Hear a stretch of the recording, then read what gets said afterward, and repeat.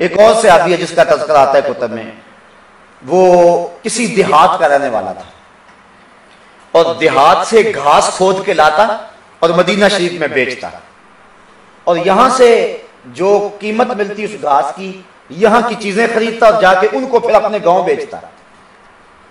تو وہ شخص جو ہے وہ حضور سے بڑا پیار کرتا تھا اور حضور اس سے پیار کرتے تھے اور حضور اس سے مزاح بھی کر لیتے تھے۔ ایک دن حضور گئے بازار میں، اس نے گھاس رکھا ہوا تھا اور بیچ رہا تھا۔ حضور پیچھے سے گئے اور چپکے سے جا کے اس کی آنکھوں پہ ہاتھ رکھ لیے۔ کسی کی آنکھوں پہ ہاتھ رکھنے کا فلسفہ بلا کیا ہے کہ میں دیکھوں تو صحیح کہ یہ مجھے پہچانتا بھی ہے کہ نہیں پہچانتا۔ جب بھی بیٹھو بات کرتا ہے کہ میں جناب تمہیں یاد کرتا رہتا ہوں، اب میں اس کی آنکھوں پہ ہاتھ رکھ کے دیکھوں تو صحیح کہ کس نمبر پہ میرا نام لیتا ہے۔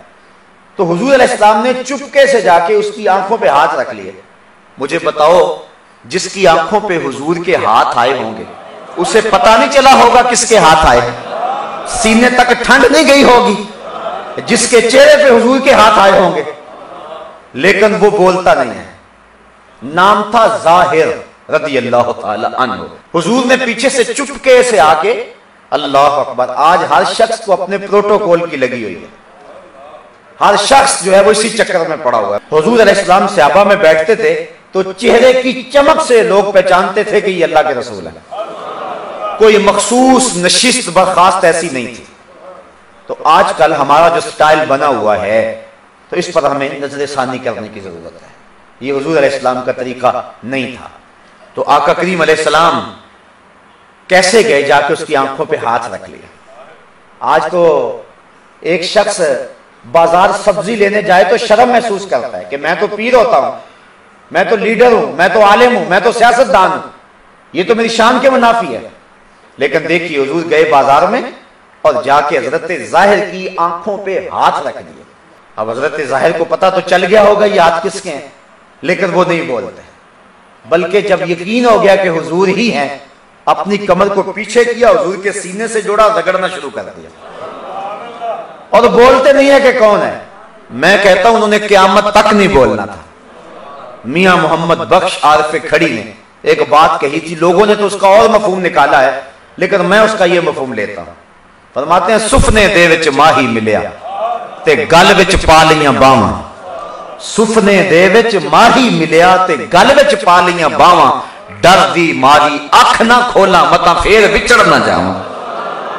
حضرت ظاہر بول ہی نہیں رہے، انہوں نے نہیں بولنا تھا۔ پھر حضور نے خود فرمایا اس غلام کو کون خریدے گا؟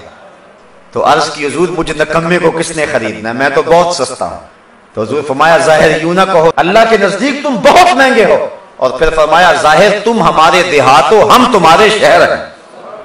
تو اس طرح حضور نے مزاح فرمایا۔ تو مزاح فرمانا حضور کے عمل اور حضور علیہ السلام کی سنت سے ثابت ہے، لیکن مزاح وہ ہو جس میں سچائی ہے، اور وہ ہر وقت اگر مزاح میں لگا رہے گا تو وہ بھی درست نہیں ہے۔ حضور کی زندگی میں آپ کو خال خال ایسے واقعات ملیں گے کہ حضور نے مزاح فرمایا ہے۔ تو یہ مزاح شریعت مصطفیہ کے اندر جائز ہے، لیکن وہ مزاح جس مزاح کے اندر کسی کی تحقیر مقصود ہو، جو مزاح ہر وقت مزاح ہی رہے اور محفل کے اندر سنجیدگی نہ آنے دے، اس سے منع کیا گیا ہے، اس سے روکا گیا ہے۔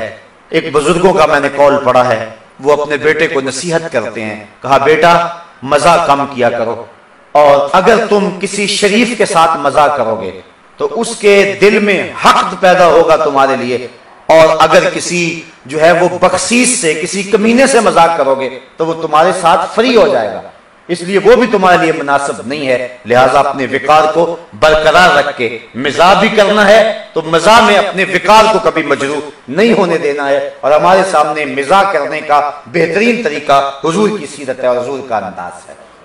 تو زبان سے حالت مزاح کے اندر ہم جو باتیں کہہ دیتے ہیں، بعض کا جھوٹ بھی کہہ دیتے ہیں، تو یہ بھی جو ہے اس سے بھی زبان کی حفاظت کرنی چاہیے۔